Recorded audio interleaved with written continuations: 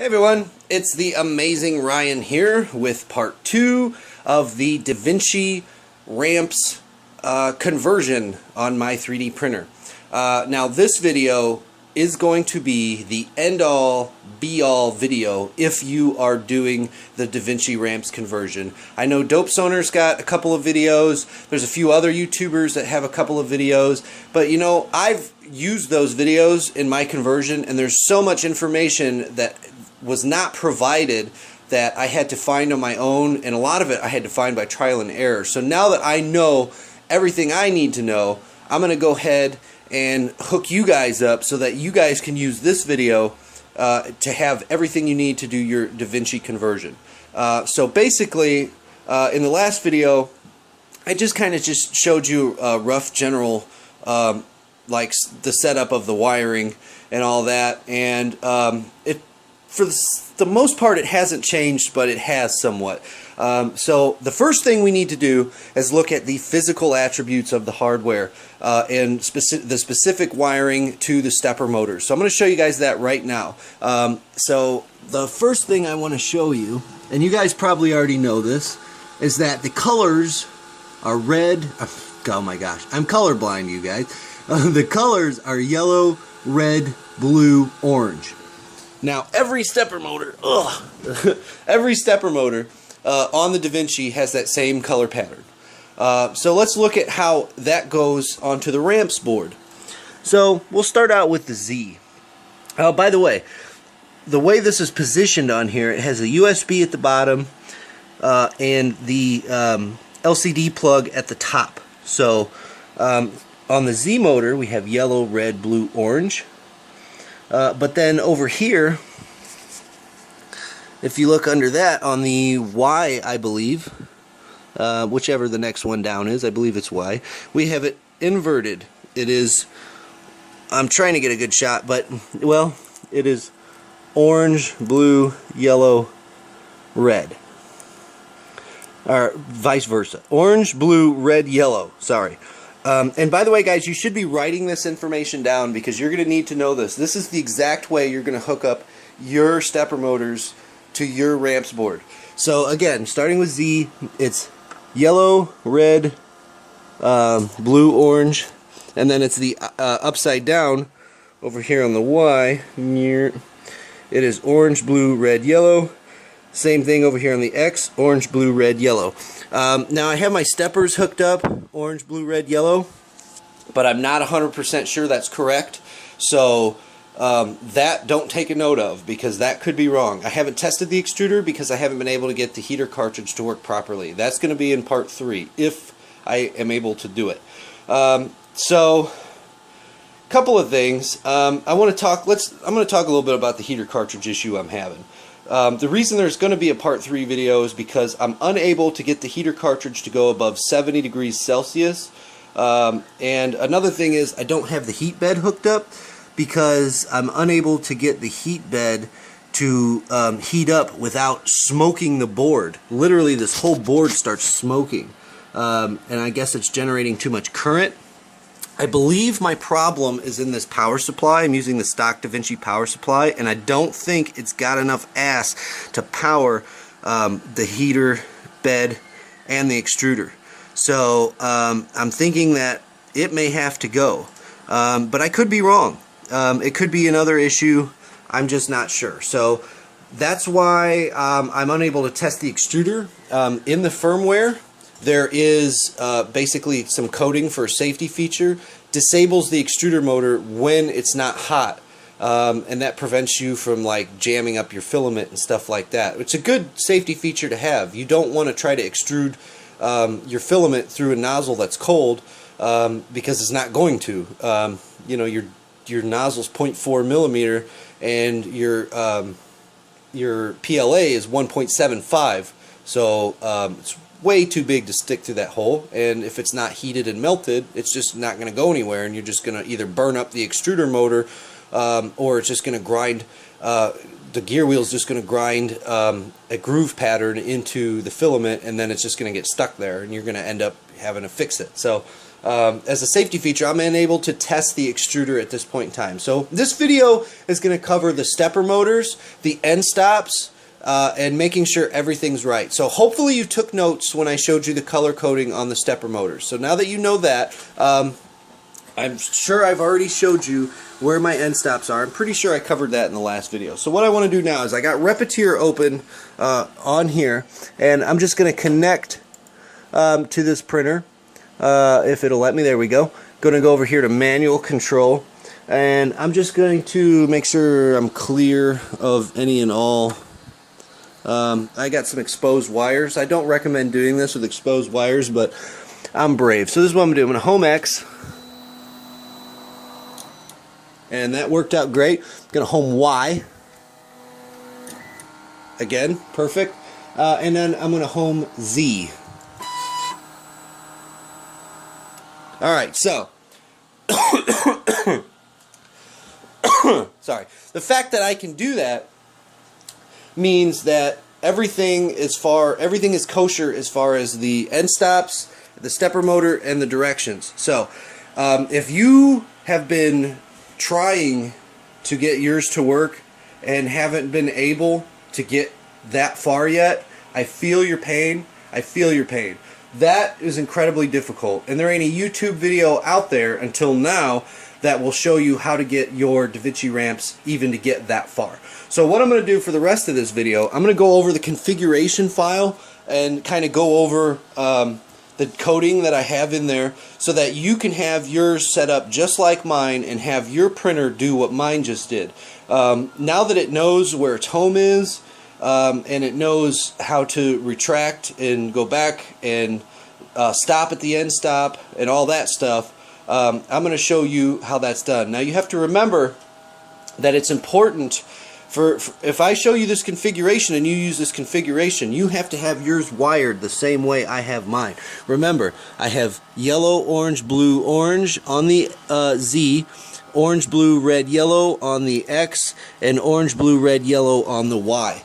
From top to bottom. You have to have that same wiring configuration or this isn't going to work. One thing I want to talk about before I get into the configuration H, you know, in a lot of videos they will tell you, oh, if you want to reverse the direction of the motor, you can either go into the coding and change it there, or you can simply reverse the wires and unplug and plug it upside down. So instead of being, you know, yellow, red, blue, orange, it would be orange, red, blue, yellow, right? Wrong. That does not work. That is false. Anyone who says that is saying that because they're a novice and they don't quite understand all the technicalities involved. If I were to do that, say I was to take my bed here, my Z motor, say I was to flip it upside down. When I click down, it'll go up. When I click up, it'll go down. The problem is the end stop. The end stop is confused. It's not been reversed. So when it's going down, I can hit the end stop, it'll stop. When it's going up, it'll hit the end stop and try to keep going and break it because it doesn't know that it's going up. It thinks it's going down because in the coding for the end stop, it's different. It's not in sync with the direction of the bed. So anyone who tells you if you want to reverse the direction of a motor, just flip the plugs upside down, yeah, that works, but it doesn't. You have to tell the end stop that it's traveling in the opposite direction. So everything has to be kosher as far as that goes. I've explained that the best I can. So for the next section of this video, I'm going to switch over to my screen recorder, and I'm going to kind of show you guys exactly how I have my coding set up in the configuration H file. So let's do that right now. Alright guys, so the first thing you're going to want to do is you're going to want to make sure you're using the same Marlin firmware that I'm using, so that the coding all looks the same, that everything's the same. So I'm going to give you the exact same file. I'm going to show you where to get it. If you go to github.com/Marlin Firmware/Marlin, that will take you here, and this is exactly the firmware I'm using. So basically what you're going to do, you're going to come over here to download zip, and you'll see that it's downloading over here. You'll see this file that is marked Marlin-RC. and you can open the zip file if it'll let me. My computer's being slow because I'm screen recording. If I wasn't screen recording, you know, it would work totally fast, but my computer likes to make me look stupid. So here we go. You open the zip file, so you got this Marlin RC folder. Basically, you're going to cut and you're going to paste it onto your desktop. And if you look here, somewhere amongst this mess, there it is. I have Marlin RC here. So once you have this file, you're going to open it. By the way, guys, if you don't have Arduino, you need to download the Arduino 1.6.8 or whatever the latest version is. It doesn't really matter the version as long as it's up to date. I believe 1.67 will work, 1.68. I haven't tried any others. So anyway, make sure you download Arduino. It's free to download. They ask for a donation, but you don't have to donate. So anyway, in this Marlin RC file, let's go down here. You're going to click Configuration. If you guys already know this, I'm so sorry. Please bear with me. You guys have probably already seen other videos on how to do this, but I like to cover all bases just in case I get a noob and he wants to know, or she, exactly what to do. So you're going to go over here to your Configuration H tab once that opens in Marlin, and you're going to scroll down, and we're going to go over the different things, the different changes I've made. If I keep scrolling, it's because I didn't make any changes. So this is the first change I made. I did my baud rate at 250,000. You have different options here as to what you can do. I personally prefer 250,000. I know it works because that's what I used on my Vinci when I had the Repetier flash on the stock motherboard before I put in the RAMPS board. So 250,000 there. And then you're going to go down here where it says motherboard. You're going to change yours to motherboard 33. That's 33 is for the RAMPS 1.3 and 1.4 board, which is what you're using, assuming you're doing the RAMPS conversion. If not, you wouldn't be watching this video. Now, define custom screen name. Now, normally this is annexed out, and it just says 3D printer. But I wanted to activate it, and I changed it to Vinci RAMPS. So that's what it says on my LCD screen. It'll say Vinci RAMPS ready. So that's kind of cool. You could put your name there, like Bob's Printer or whatever, and that works also. You've got one extruder. Now power supply, they give you two options. Either one is for the ATX power supply, which is a basic rep wrap power supply, or if you're using an Xbox 360 power supply, which is kind of random, but you have that option too. So that's that. So let's go over to our thermal settings. Now, if you're using the stock DaVinci printhead, well, I hate to break it to you, but you're in a world of trouble because the stock DaVinci printhead uses a 500K thermistor. And if you look here, there's no option for a 500K. Same thing with the print bed. Print bed also uses a 500K thermistor, and again, there's no option for a 500K. Now, if you're using, for example, like an E3D V6 or a Pico or any kind of aftermarket printhead, which I'm using the E3D V6, then you're going to want to go with number 1 or number 5. I've used both of these and switched back and forth, and I've seen like no difference. So I'm not really sure which one you'll want to use, but I'm using 5, and you guys can use, I would recommend putting 1, but I'm using 5. By the way, if on my heat bed, I did remove the stock thermistor and replace it with a regular thermistor that you would put in a J-head, and I stuck it in the same spot that the stock thermistor went and wired it up. So I have a 100K thermistor in the heat bed, as well as of course in my extruder head as well.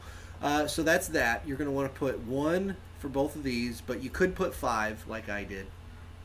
Now let's look down, see what else I changed. Bed temperature control. A lot of this stuff I left stock. Okay, this is one thing. On mine, I annexed this out by putting the 2 slashes.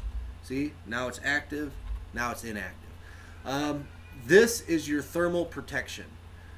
Basically, in a nutshell, it'll keep you from burning your house down in the event that your thermistor goes bad. It'll keep the heater from just getting so hot that it just like causes a fire. I should have these active, but I don't. And the reason being is just because I'm in the testing phase of the heater still. Make sure yours are active. You do not want these 2 slashes. Yours should look like this. Please, please, please make sure you have enabled your thermal protection.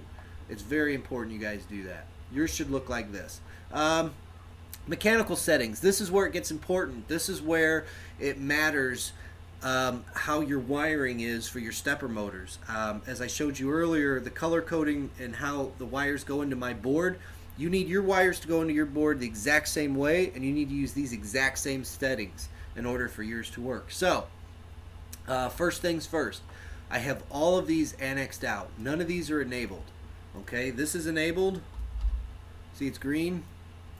This is disabled. Okay, all of these are disabled. And then now if you come down here to the end stop inverting, I have them all set for true. Of course, it really doesn't matter about these ones because we're not using max end stops. I'm only using minimum end stops. I only have 3 end stops. I don't plan on using max end stops. I have them all set for true, but the only ones that really matter are these 3, that they're set for true. Now, very important stuff coming up here, guys. So, as far as disable access stepper immediately when it's not being used, false, false, false. I believe that's the stock configuration, but make sure that that's how yours is set. Disable E, false. True here. Okay, this is a change that I made that's very important. Very, very important. As I said before, you may have heard you can invert the direction of a stepper motor by unplugging it, switching the plug upside down, and plugging it back in. As you saw, I have my Y motor is inverted. I have the plugs backwards. I believe it was my Y. Don't quote me on that. It might be my X. I can't remember. But either way, yes, you can invert the motor by flipping the plug upside down. You can also invert the motor by this right here. Setting this to true will invert the direction of X. Setting this to false will invert these directions too. These 2 are already inverted because they're set to true. The problem is like I said with the end stops don't know the direction's been inverted. So your bed, you can click up, it'll be going down, and then if you manually press the end stop, it'll stop, but it's not going to hit the end stop because it's going in the wrong direction. So you guys need this setting. You guys need to have false, true, true. Okay? All these need to be false. Okay? And again, you have to have the same configuration of your wiring on your RAMPS board that I have, which I showed you before, and hopefully you were smart enough to write it down. Now, travel limits after homing. Okay? This is basically how far the motor, how far the extruder can travel in these various directions before it bottoms out or runs out of space. Because the Da Vinci's park position is way off to the left and back, it's off the print bed. It's negative 30 millimeters to the, if you're facing it, to the right, and negative 8 millimeters back. So it's actually parks way up off the print bed. So it's important that you put these correctly. I have not checked these yet, but I believe them to be accurate. So that's that. Now, filament runout sensor, I wouldn't use one. As you see, it's not active. You could reuse the Da Vinci one, but I wouldn't. It's too big of a pain, and it's a stupid thing to have anyway. You don't really need it. The same thing with auto bed leveling. Let's see, auto bed level, blah blah blah. Okay, these I'm probably going to have to change because it's basically the home position. Oh, excuse me. Basically the home positions. I believe this should also be -30 and this should also be -8. But I won't know until I get the printer up and running. So for now, I've just left them at stock 0. But you might want to keep in mind, you're going to probably have to go back and change that to -30, -8. If you're brave and you just want to do it just to do it, you could always change it back to 0 later. But anyway, that's that. Let's see.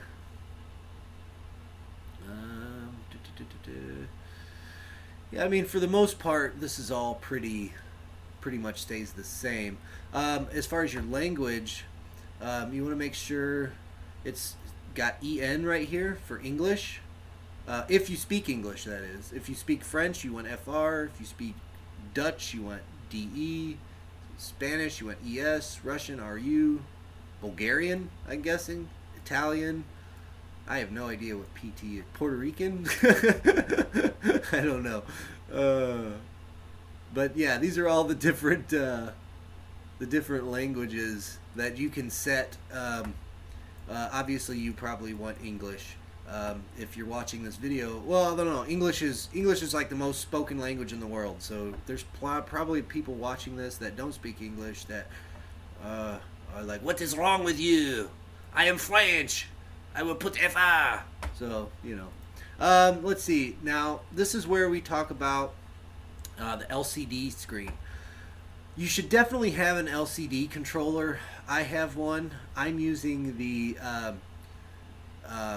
like the discount full LCD controller, I believe it's called, the RepRap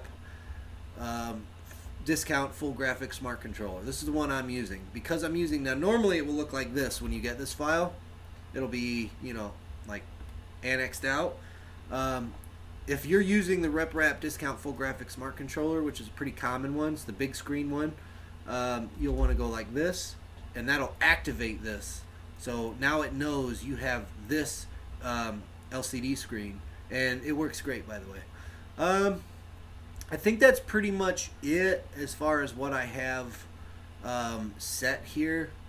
Again, it's not up and running and printing as of yet, but it is homing the 3-axis, so that much is done. So that's a pretty important part. So now that I have that, you know, I think I'm on the right track for part 3. Any configuration changes I'll make, I'll put in the part 3 video. But anyway, guys, that's pretty much it as far as the configuration and the wiring. If you do as I have done, if you have the same wiring pattern on your RAMPS board as me and you have the same configuration, you too will be able to get your DaVinci to home and well, home all 3-axis, and pretty much that's it. Again, I haven't tested the extruder yet. I don't know if the extruder will work. The extruder has to be hot in order for the extruder motor to work as a safety feature, and I'm not able to get it hot because I'm having trouble with the heater cartridges that I've tried. So anyway, guys, make sure you give this video a big thumbs up, and see you next time for part 3. Bye!